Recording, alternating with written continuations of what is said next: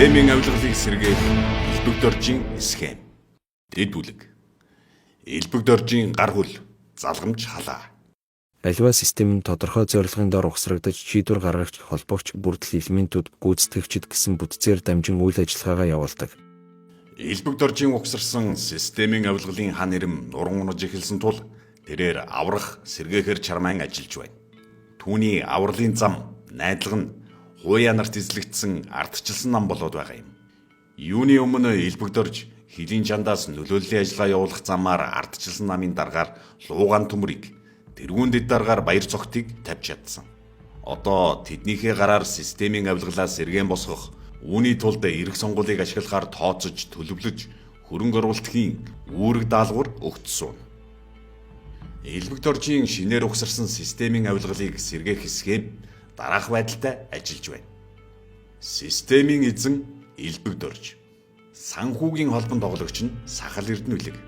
Нэм дорж нэгэнтээ эзнээ харчгаад үхмээр байна гэж айлцсны дагуу системийн авилгалын санхүүгийн хөдөлгүүр нь сахал хэмээх эрдэнэлэг юм. Тэр эрдэнэлэг гэдэг нь үзүүлэлтг. Тэр нуус нуужд гаргаад эзнээ үзчихэд үхмээр байна штэ орхон. Тэр миний эзнийг чи надад нэг үзүүлчиеч. Менежмент харилцааны холбон тоглогч нь баяр цогт. Баяр цогтыг шоронгоос төр гаргасан зорилго нь элбэг дорж улс төр бизнесийн бүлэглүүдтэй тогтоосон холбоогоос сэргээх, ашиглалтад оруулах байсан юм. Намын байгуулалтын холбон тоглогч нь луу ган төмөр. Элбэг дорж анх баяр цогтыг намын даргаар тавихаар төлөвлөж байсан ч сонгуулийн нүсэр ажлыг олбон холбогчоор дамжуулан хийх ёстой гэд лууг дарга болгосон байна. Тэдний зорилго юу юм бэ? Алдагдсан эрх мэдлээ буцаан олж авах, луйвраар олж аваад буцааж алдсан хөрөнгөө нөхөх, ял шийтгэлээс зайлсхийх зорилгодор тэд системээ ахин ажилуулж байна. Элбэг доржийн зааврын дагуу сахлаас төлөвлөгөө, санхүүжилт урсан гарах ба сонгуулийг самрах санхүүжилтийн хувьд гэхэд Баянбазараар дамжуулан баяр цогтоос 20 сая, цагаанаар дамжин элбэг доржоос 13 сая, Эрдэнэбатаар дамжуулан эрдэнэлгээс 27 сая доллар, нийт 60 сая доллар гаргахад хангалттай гэж тооцоолсон аж. Системийн холбон тоглогчид. Элбэг доржоос ирсэн даалгавар, зорилтыг хүлээн авч цааш дамжуулан үүргэжүүлэх ажлыг холбоос болох баяр цогт, луугаан төмөр, эрдэнэлэг нар хүлээн. Тэд бол системийн авилгалын үйл явцыг хурдасгагчид, үр шимийг нь ихээр хүртгсэд юм. Тэдний хариуцсан чиглэл, үүрэг даалгаврыг тогтож харцгаая.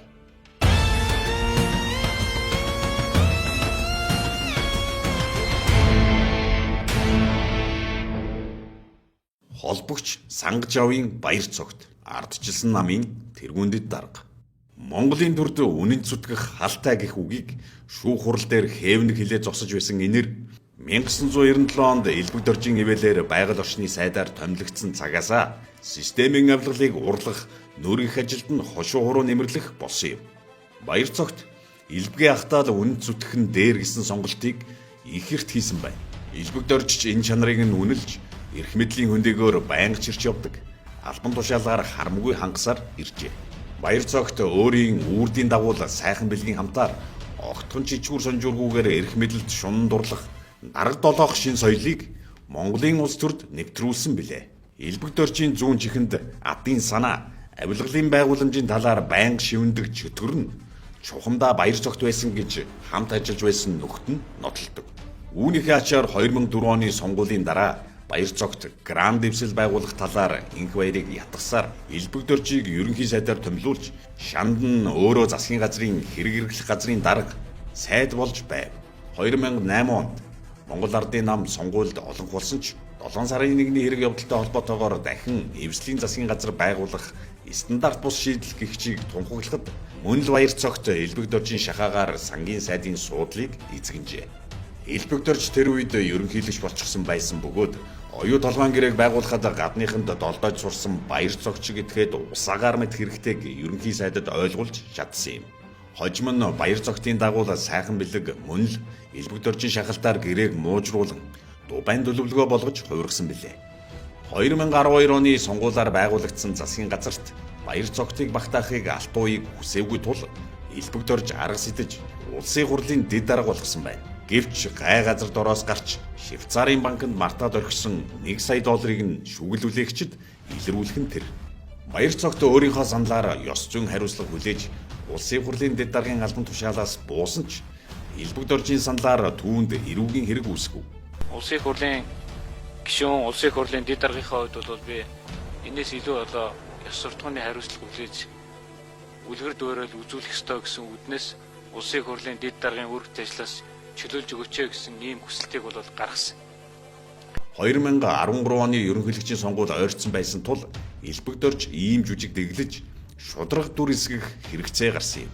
Баяр цогт энэ талаар хэвлэлт өгсөн ярилцлагада ерөнхийлөгчийн сонгуулийн сурчлагын эд үеэр хүчээ авч надад эрүүгийн хэрэг үүсгэсэн.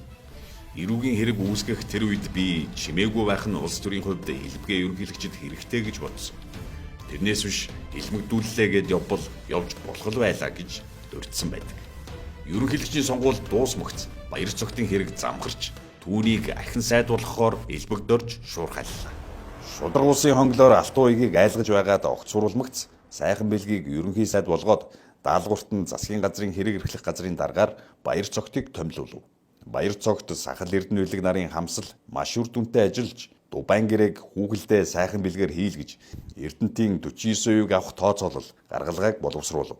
Ингээд Монгол Ардын намын дарга Инх болд болон алдар тавилгач Бадамжуунай нарын дэмжлэгээр 2016 оны сонгуулийн өмнө системийн авилгалын тэргүүлэгч төргүүд мэхээ гүйцээлээ. Эрдэнэт тэдний гарт орж Рио Тинто Монголыг буулгаж авав. Гэвч Монгол улсад ичих нүүртэй иргэдээ бодох сэтгэлтэй улс төрчид цөөн боловч үлдсэн тул Эрдэнэтийг ичгүүргүүгээр булаасан Рио Тинтод бүхэлдсэн хэрэгүүдийг үл зөвшөөрч эсэргүүцсэн тэмцэв. Алалцаа зогсоод ихгүй л одоо наадхыг чи ярих тусан бид нар онголдож юм. Одоо болиоч. Баяр цогтод ялыг нь эдлүүлв. Сайхан бэлэг элбэг доржнаар далайн чанд руу зүхтан гарав. Шүүх баяр цогтод 5 хэрэгээр 10 жилийн ял оноосон юм. Гэвч элбэг доржийн томилсон хонглын шүүгчид хэргийг прокурорт буцаалгаж баяр цогтыг шоронгоос суллуулсан юм. Бүх шатны шүүхээр буруутай тооцогдсон ялтныг дээд шүүхийн амар баясгалан Эрдэнэ улс сүрэн гих 2 шүүгч тусгай санал гаргаж буцаасан нь системийн авилгалын эзэд онцгой бярта байсаар байгааг илтгэж байгаа юм. Баяр цогтын хэргийг хэрэгсэхгүй болгож шийдвэрлсэн 3 шүүгчийн нэрийг ихэд нууцлсан ч улсын хурлын гишүүн Ганбаатар, Ган Зориг, Эрдэнэ улс сүрэн, Амар баясгалан гих нэрсийг зарлаж байлаа. Эрдэнэ улс сүрэн гих Ховд аймгийн Зэрэг сумын гаралтай шүүгч баяр цогтын хэргийг прокурорт буцаасныхаа дараа элбэг доржоос онцгой шагнал хүртэж Гагийн олон улсын эрүүгийн шүүхэд Монголоо суух төлөөлөгч болон оджээ. Түүнийг элбэг дорж дээд шүүхийн шүүгч болгож хэд хэдэн удаа ашигласан бөгөөд хожимын өдөр Монгол төрийн төмөр нудраг буух үед аврах цагираг болгон олон улсын шүүхэд суулгасан байгч магадaltaй ажээ. Системийн авилгалын холбон тоглогч баяр цогт өөрийгөө цагаатсан гэж ярьдагч огт тийм биш. Хэн нэгэн иргэн ерөнхий прокурорт гомдол гаргахад л ялаа идэх боломжтой хэвээр байгаа юм. Учир нь шүүхийн шийдвэр гарч буруугүйг нь нотлсон зүйл одоогоор байхгүй. Одоо Гранд Хятадаар Даа гэх фракцыг Дааган болд Эрдэнэ нартай хамтран байгуулж өөрийгөө улсын хурлын гишүүн болгохоор чармайж суун. Ардчилсан нам доторх Даа буюу Хуя бүлгийг бүрдүүлж байгаа хүмүүс нь дан хэрэг төвөгт орооцолдсон. Шүүхээс ял авсан. Намын гишүүдийн итгэлийг даахаасаа өнгөрсөн. Сонгогчдод адлагдсан үл бүтэх этгээдүүд байгаа нь анхаарал татна.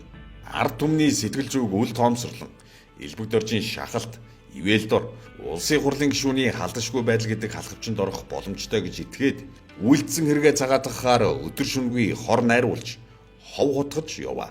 Холбогч баяр цогт нь элбэг доржийг цагаан, Үнэр баяр, Батцаяа, Эрдэнэт зэрэг ерөнхийлөгчийн хамгийн газарт ажиллаж байсан хүмүүстэй болон Хуя бүлэглэлтэй холбох үүрэгтэй.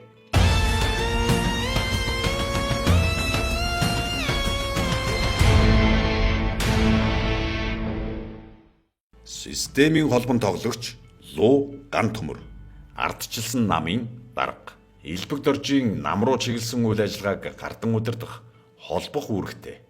Луу Ган төмөр анх улс төрд ороод намын ах нар тоогдож өгөхгүй хэсэг явсны эцэст нэг ардчил гэх бүлэглэлд багтснаар элбэг доржийн ивэлд орох үе таалгаа нээсэн юм.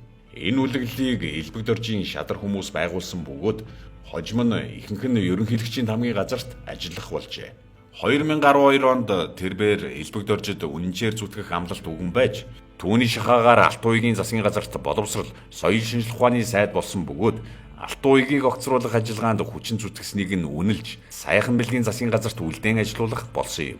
Боловсролын сайдаар үлдмэгцээ зориг гарган өөрийн төрсө охин хуланд зээл олгов. Элбэгдөрж ивэж байгаа юм чин $127,000 зэрэг дээр асуудал гаргахгүй биз гэж тэрээр тооцсон байдаг. Лууган төмрийн гарын үсгтээ сургалтын төрийн сангийн санхүүжилтээр гадаадад суралцуулах тухай А224 тоо тушаалын хавсралтад зээлийн сангийн хурлаар хэлэлцэгдээгүй охиныхоо нэрийг сэмхэн чихэж оруулсан гэдгийг үүрэг гүйцэтгэгч Одбаяр 2023 онд хэвлэлийнхэнд сэмдэлгэснээр шууган үссэн юм. Түүний охин Хулна нь 2016 онд Америк нэгдсэн улсын Брауны их сургуульд суралцах нэрээр төрийн сангаас $127,000 авчээ. Тэгээ тэр боломж угаасаа амар хязгаарлагдмал хэцүү байхгүй. Одоо Америк руу виз аваад нисч очоод тэгээд тэр суудлыг аваад тэнд нь хотел захиалаад Та боловсролын сайд байхдаа хүүхдийнхээ нэрээр боловсролын зээлийн сангаас $150,000 аваад төлөөг байна. Боловсрол хариуцсан сайдын хувьд энэ байж болох уу?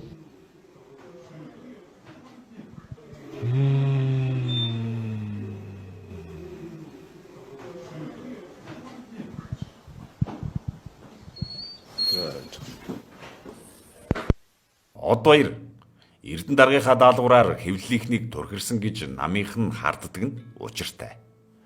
Одбаяр нь Эрдэнийг намын дарга байхад хэрэг эрхлэх газрын дарга байсан бөгөөд Эрдэнэд олон зүйлээр барьцаалагдсан асар их хамааралтай хүн ажээ. Охиндоо хууль зөрчин зээл олгосон асуудлын талаар ган төмөр би тухайн үед авилгатай тэмцэх газраас энэ шийдвэр ашиг сонирхлын зөрчил болох уу гэж бичгээр асуугаад хариу авсан гэсэн тайлбар өгдөг гин. Гэвч түүний найз Тэмүүжингийн санаачлан батлуулсан ашиг сонирхлын хуулийн заалтаар бол ган төмөр авилгатай тэмцэх газарт бус өөрийн дээд удирдлага буюу ерөнхий сайдаас зөвшөөрөл авах ёстой байсан юм. Саяхан өрг цэгийн сайтын сэтгүүлч Болортуя Лууган төмөр 75 сая төгрөг өгье. Миний охиндоо өгсөн зээлийн талаар амаа хамигчих гэсэн санал тавьсан тухай нийтэд мэдээллээ. Би 2018 оноос хойш найзалж байгаа найз маань өнөөдөр Арчилсан намын дарга ган төмрийн үгийг дайж над дээр орж ирж уулзсан. За юу гэж хэлсэн бэ гэхээр 70 сая төгрөг өгье. Тэгээ боловсролын зээлийн сангийн асуудлыг нь битгий сөхөөжээ. Одоо тийм амар том хулгай биш шүү дээ энэ боловсролын зээлийн сангийн асуудал чинь. Чи тэгээ мөнгөний аваад дугаар турчаачтай зөндөөл олон хүмүүс ингээд зээлээ төлөөгүй л байгаа штэ гэж ингэж үг хэлүүлсэн. Эднэр бол одоо үнэхээр одоо ингээд айж байгаа юм байна. Өөрийнх нь зүүдлэгтүүдийн явсан намын даргын суудлыг гар хөлөөрөө дамжуулан мөнгө төгрөг цутган байж авч өгсөн элбэгдөржийн өмнө Лууган төмрийн хүлээсэн үүрэг нь нэгд ардчилсан намын дунд олон нийтээс хамгийн их дэмжлэгтэй Алтан ууийг, Ганбаатар, Баттулга нарыг улсын хурлын сонгуульд нэр дэвшүүлэхгүй байх. Дэвшүүлэхдээрээ тулбал сонгогдох магадлал багтаа тойрог руу цөлөх. Хоёрт Хуя бүлэглэлийн гишүүд болон элбэгдөржийн гар хөл болж явсан хүмүүсийг нэр дэвшүүлэх, намын жигсаалтад дээгүүр оруулах. Эдгээр нь Баярцогт, Өнөрбаяр, Эрдэнэбат, Хурц, Даагамболд, Эрдэнэ, Батцаяа, Оюун цэцэг, Одонгуа, Номин гэрэл нар ажээ. Ардчилсан намын сонгуулийн сурчлагыг хариуцуул гэж элбэгдөржийн үүрэг болгосон Оюун цэцэг гэх эмэгтэй анхаарал татна. Тэмцэгч Хажидмаа гэх эмэгтэй нийгмийн сүлжээнд даргын хүүхдийг гаргаад л жигсаалтад орох юм уу гэсэн асуултыг Лууган төмөрт тавьсан нь О гэх нэртэй хоёр эмэгтэй энэ гэх нэг эмэгтэй хэлсэн хэмээн гишүүд ярьж байна. Нэг нь элбэгдөржийн, нөгөөх нь Баярцогтын хүүхдийг төрүүлсэн учраас нэр дэвших төдийгүй сонгуулийн сурчлагын төсвийг захиран зарцуулах эрх олж авчээ. Жигсаалт гэж нэг аимшигтай лөөгчдийн төрд орж орогнож суух ийм одоо ял наймалцаж их хурлын гишүүн болох нэг ийм аимшигтай зүйл гараад ирсэн байна. Баярцогт, ган төмөр гих мэтчлэн энэ элбэгдөржийн хүүхдийг гаргасан гих оюун цэцэгтэй хамсаатан болж жигсаалтанд орохыг зорж байгаа. Энэ нэг нам өдөрж байгаа хэдэ хамраан зангидсан нөхдүүдээр бас ардчилсан намаа гэж харахгүй л дээ. Энэ миний нам. Мянган ардчлагчдын нам. Дарга гарч ирлээ даргаад олоодог байсан. Одоо тийм байхгүй. Бид нар намын дараа ган төмөрөөр хэлсэн. Уучлаарай одоо гишүүн төвтэй нам. Их хурлын нэр дэвшлиг би мэднэ гэсэн. Дээгүүрээ жухам тэрийг дэвшүүлнэ гээд нүд ухаан царайлаад VIP уулзалт хийгээд гялгар царайлаад хор шаагаад найруулаад яриад яваад байгаа сурагтай байна лээ. Уучлаарай. Би дарга нарын хаалгыг өшгөлж орно. Намаа шинчил цэвэрл. Тэгжээж хоёр намаас зүү хүмүүсээс яг уу. Мориор бол үнэхээр уяас ойлгон орцсон. Чадaltaа бяртаа мөр уралдчихэж нэгэн төрүүлдэг. Жигдэрсэн нөхдүүдийг энэ хурдны замд нь оруулнаа. 3. Луугаан төмрийн хамгийн чухал даалгавар нь улсын хурлд олон хол бол үгүүдээ хамтарсан засгийн газарт багтах юм бол элбэг дөржийн аюулгүй байдлыг хангах, ял өгүүлэхгүй байх нөхцөлийг хангах ёстой гэдэг юм. Ийм байдлаас нь болоод намын ихэнх гишүүд луугаан төмөр нарт туйлаас таагүй хандаж байгаа бөгөөд ийм хүмүүсээр удирдуулж сонгуульд орох хэрэг байна уу гэдэг асуултыг байнга тавьж байгаа ажээ. Луугаан төмрийн боловсролын салбарт тарьсан гай хүүхдтэй зээл олгосноор зогсохгүй. Тэрээр сүглэгмаа гих нэг ардчил бүлгийн гишүүнээр дамжин Саентолог гих шашны харгас бүлгийнхэнтэй холбогдож байв. Тэдний явцуу номлолыг хэрэглээний боловсрол гих халгавч нэрдор Монголын багш нар тэднэр дамжуулан сурагчдад тархах ажлыг өргөн хэмжээнд хэрэгжүүлж байжээ. Германы аюулаас хамгаалах байгууллагаас террорист бүлэглэл гэж зарласан энэ шашны урсгал Оросд маш хүчтэй болсон бөгөөд сүглэгмаа Оросын салбарын номлогчдтой холбоо тогтоож улмаар шашны тэргүүн нарыг Монголд албан ёсоор үрж авчран багш нарт номлол айлдуулж байжээ. Луугаан төмрийг боловсролын сайд байхад төрийн нарийн бичгийн дарга Насанбаярыг Мууны шашинтай холбоотой гэх шуугианд дэгдсэн. Насанбаяр Муунтэй холбоогүй гэж хэлсэн нь Саентологтой холбоотой гэдгээ илэрхийлсэн хэрэг байсан бололтой. Луугаан төмрийн үед Монголын боловсролын системд шашны гаж урсгал нөлөөгөө тогтоогод байсан нь үнэн. Одоо тэд ган төмрийг сонгуул дэмжихээр хөдөлсөн байж мэдэх сэжүүр Баянбазраагийн Оросоос оруулж ирэх гэж оролдсон гих $20 сая байжээ. Намын дарга луугаан төмөр нь хувийн янз бүрийн төвөгтэй асуудлаар бусдад барьцаалагдаж тэдний хяналтад байдаг гих гишүүдийн яриа их байдаг. Эрдэнэ гэхэд л өөрийн гар хөл од баяраар дамжуулан луугаан төмрийг хаашин ч хөдлөхгүй удирддаг гин. Учир нь од баярт даргыгаа гөлөг болгох хэрэгсэлтэй мэдээллүүд бичлэг зэрэг хадгалагдаж байдаг. Дүүгээрээ занал хийлж суудал дээрээ оршин тогтнодог гэх яриаг намын гишүүд ил ярьдаг.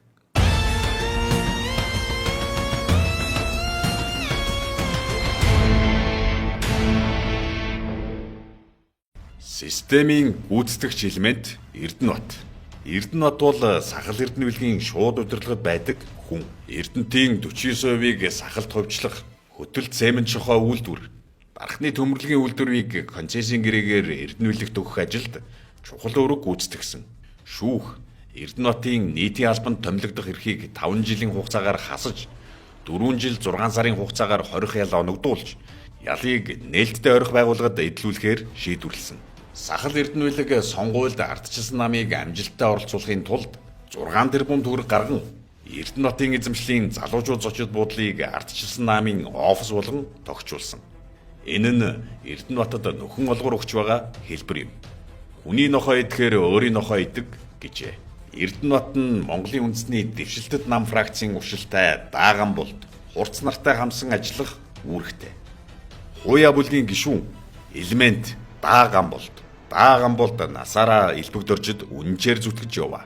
Эдийн засаг, мөнгө санхүүтэй холбоотой элдв ажиллагаанд нь гардан гүйцэтгэгчээр ордог уламжлалтай.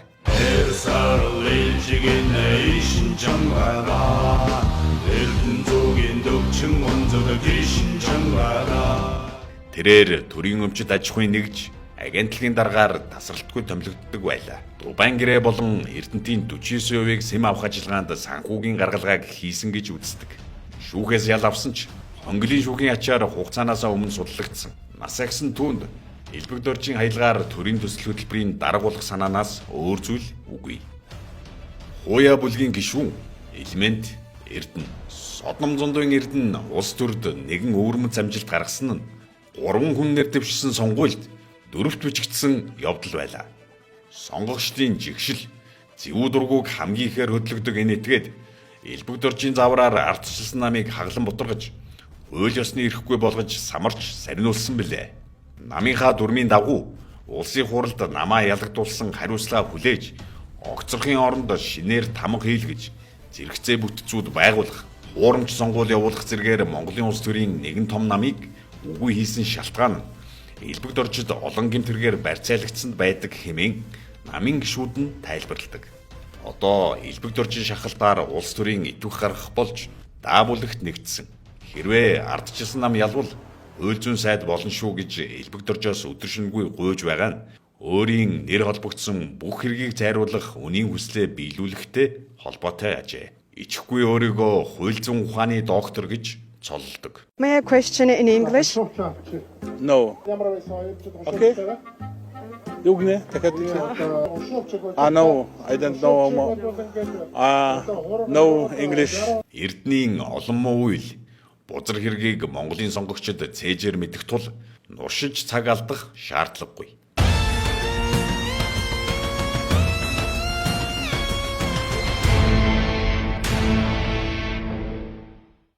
Системийн хамжигч Батүл элбэг доржид олон асуудлаар барьцаалагдсан. Насан туршдаа базуулж аваа улс төрч.